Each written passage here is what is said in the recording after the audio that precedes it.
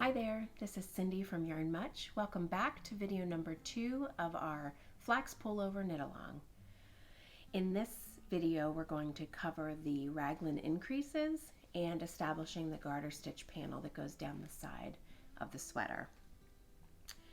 At this point you should be complete with your 1 or 1.5 inch of ribbing for your sweater. The next step is to increase evenly around your neckline. So in order to do this, the easiest way is take your total number of stitches, divide it by the number of stitches that you're supposed to increase by, and then that's the number of stitches in between your increases. So in my case, I'm making size 4 to 6 child size. I have 72 stitches on my needles. I need to increase by 8 stitches, so I'm going to divide 72 by 8 and get 9. So every 9 stitches, I'm going to do an increase stitch. The pattern doesn't specify what increase to use, so I'm suggesting that you use the knit front and back. Here's a little reminder of what the knit front and back looks like. You're going to place the needle into the stitch as if to knit, pull it through, and then instead of popping it off the needle like normal, you're going to give it a little bit of a tug, a little bit of space, then you're going to take your needle and you're going to insert it into the back of the same stitch, wrap your yarn, pull it through, and then pop it off the needle. And then you'll see you've increased by 1 stitch. One of your first stitch looks like a knit, your second stitch looks like a purl stitch. That's increasing 1.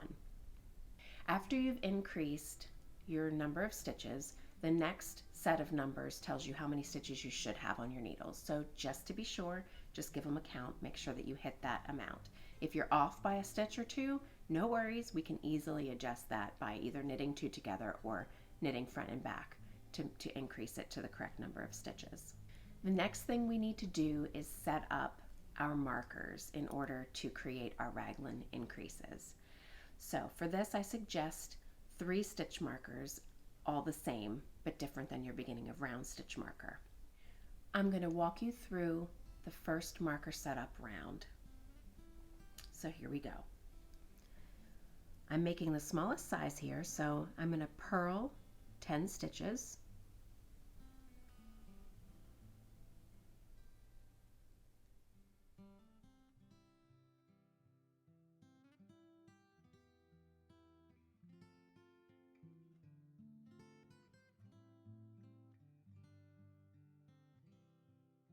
And I'm going to place a marker. I'm going to use these yellow markers. I'm going to place the marker,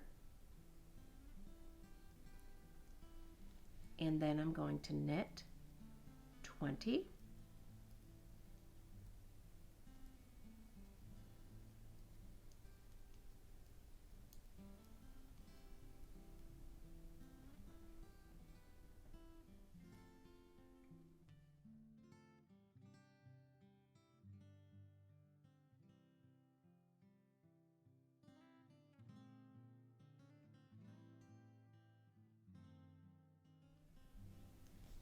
and place a marker.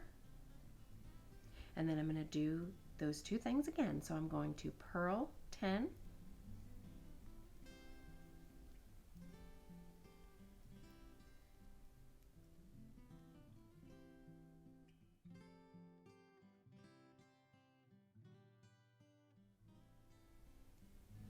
place a marker, and then knit 20 to my beginning of round.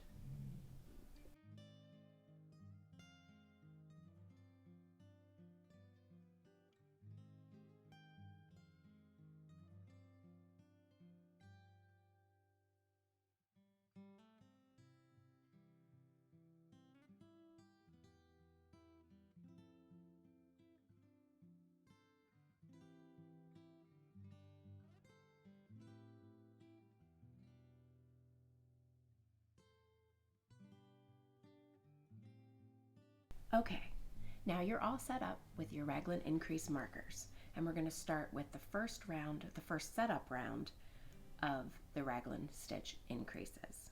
So let me show you. Your first setup round tells you to knit front and back of the first stitch, and then knit just 2 stitches before the next stitch marker. You're going to do a knit front and back into that stitch, knit 1, and slip the marker. Then you're going to do this 4 more times. So you're going to knit front and back, you're going to knit to 2 stitches before the next raglan marker,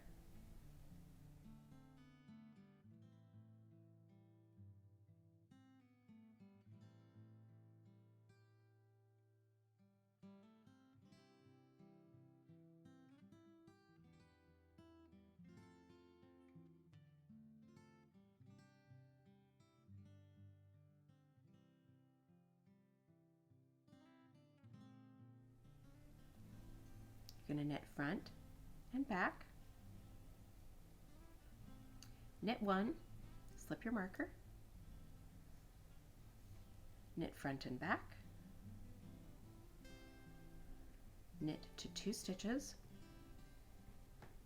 before the next marker,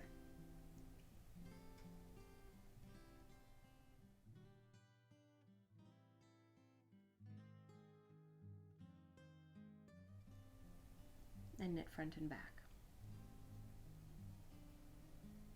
You get the idea.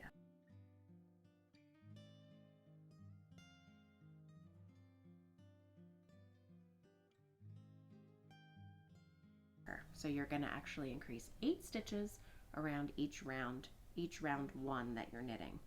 Setup round number 2 is worked even, meaning no increases, but we're establishing the garter panel again. So in this case, you're going to start out by knitting 1, purling the number of stitches in your garter panel, knitting 1, slipping a marker, and then continuing around without any increases in setup round number 2. Now that your setup rounds are complete, you're ready to actually work your raglan increases as a set. So you'll see in your pattern there's a round 1 and a round 2, and you're going to repeat those 2 rounds for the number of times that your pattern tells you.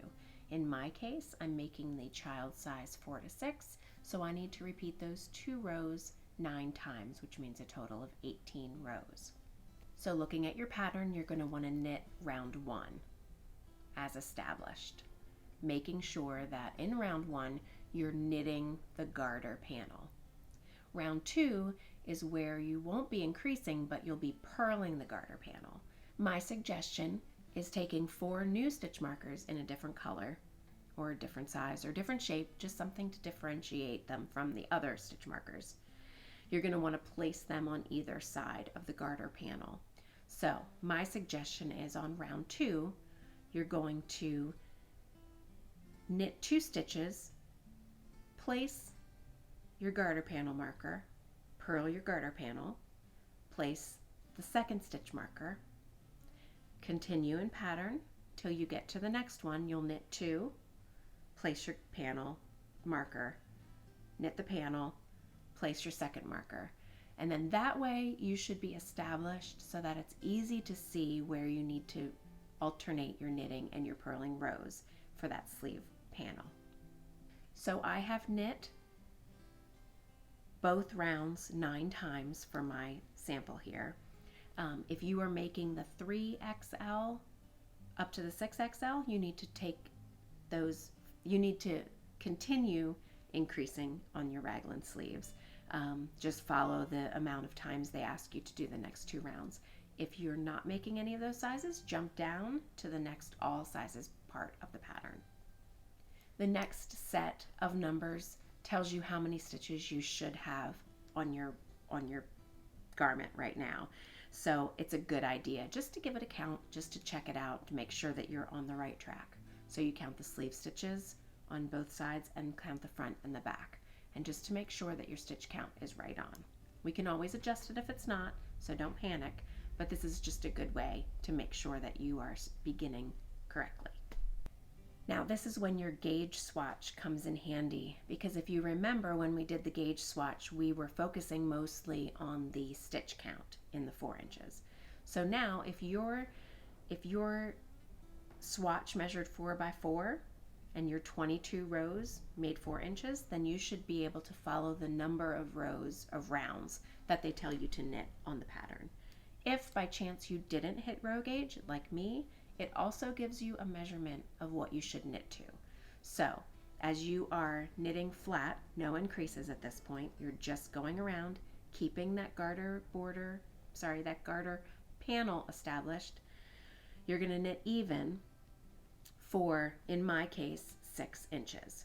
At this point, you're either ready to separate for the sleeves, or if you choose to add back shaping and short rows to the back of the sweater.